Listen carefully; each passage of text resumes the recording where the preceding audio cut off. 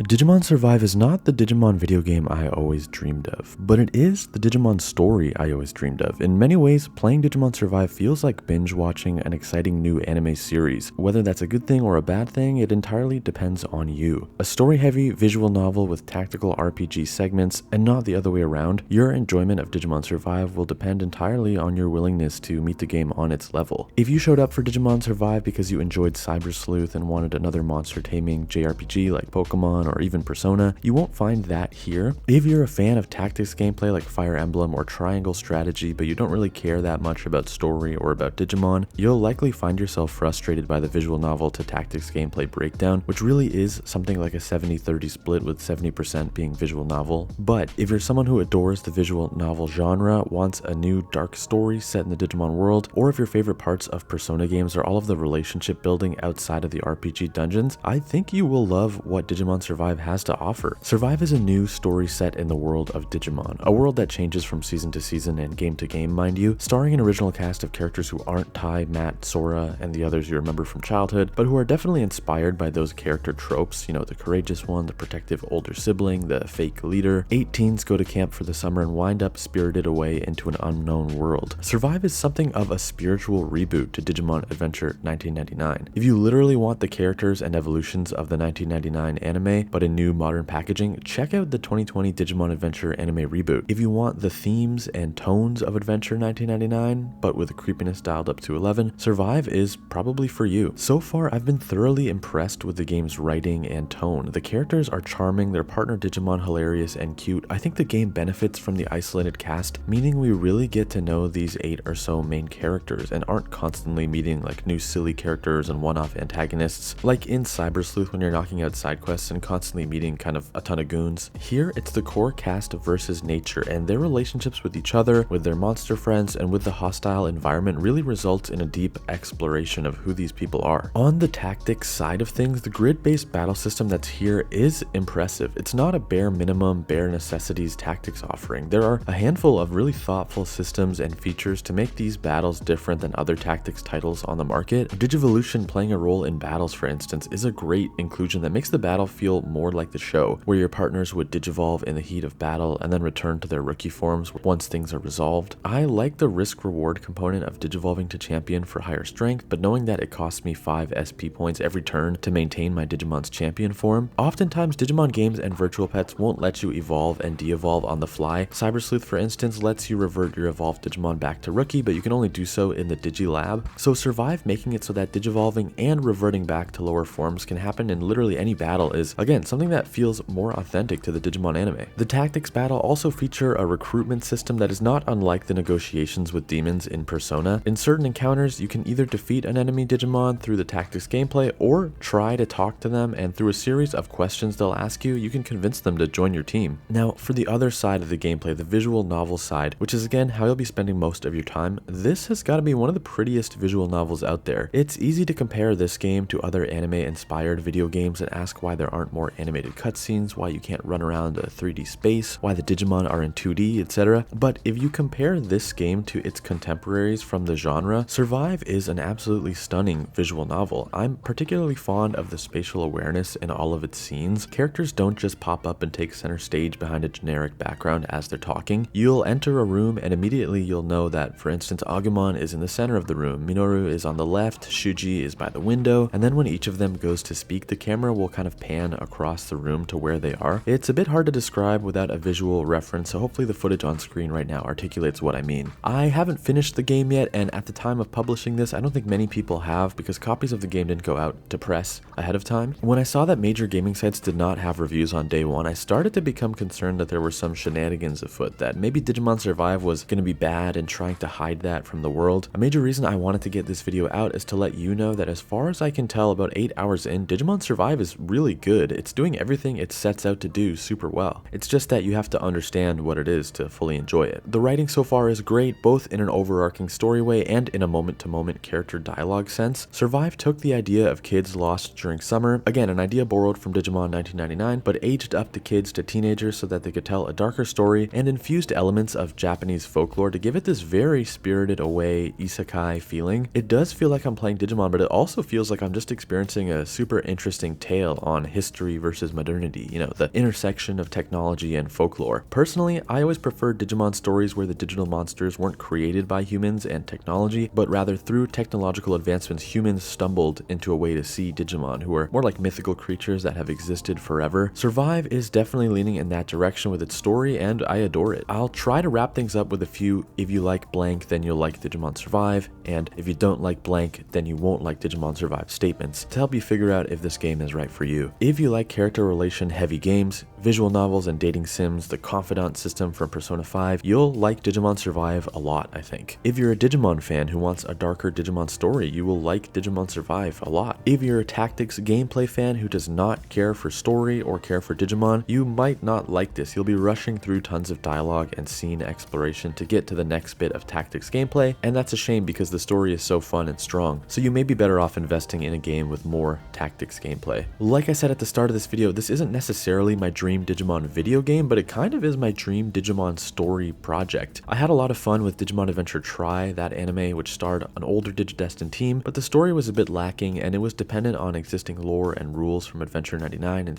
02. I'm really digging the current Digimon anime, Digimon Ghost Game, which similarly has a dark and creepy tone, but its format is very Monster of the Week and it isn't too concerned with telling a singular story that is constantly moving forward. When I played Digimon Cyber Sleuth, I loved that game for being a super modern story wrestling with our relationship to the internet and to technology. I almost wished it could be adapted into a Digimon anime season, similar to how Persona 5 got Persona 5 the animation. The gameplay was fun, but I just enjoyed the story so much. So Digimon Survive being so story focused and dialogue heavy kind of feels like I got my dream Digimon story. It stars an older cast like Tri, but is given a clean slate, being an original brand new story with brand new characters. It's got a creepy and dark atmosphere like Ghost Game, but with a captivating and focused storyline, and it's this modern story like Cyber Sleuth, a group of tech-dependent kids clashing with nature and history, where I'm not pausing the story to grind for hours at a time or do side quests. I'm just constantly receiving a very strong and interesting story. I'm sure I'll have more to say on Digimon Survive as I continue playing, and you'll hear more impressions and reviews from other sites and creators soon, but I wanted to help my audience understand if Digimon Survive is right for them. As someone who did watch and read a lot of the marketing material, I think this is what they advertised, and I'm not just satisfied, but really impressed with what they delivered. But your enjoyment comes down to expectations and understanding of what Digimon Survive is. So I hope I helped with that. Definitely consider supporting the game if what I described sounds like something you'd enjoy. The only way to get more Digimon games is if they sell well. Of course, let me know what you're thinking about Digimon Survive, if you've played it, if you're enjoying it. Subscribe if you're new to the channel, as we'll certainly be talking about Survive again in the future, as well as other Digimon topics. It's seriously a great time to be a Digimon fan with Ghost Game, a new 02 movie in production, the English dub of Digimon Adventure 2020 coming, and of course, Digimon Survive now finally being out after that 4-year wait. Thanks so much for watching, have a great week, and I'll see you in the next video.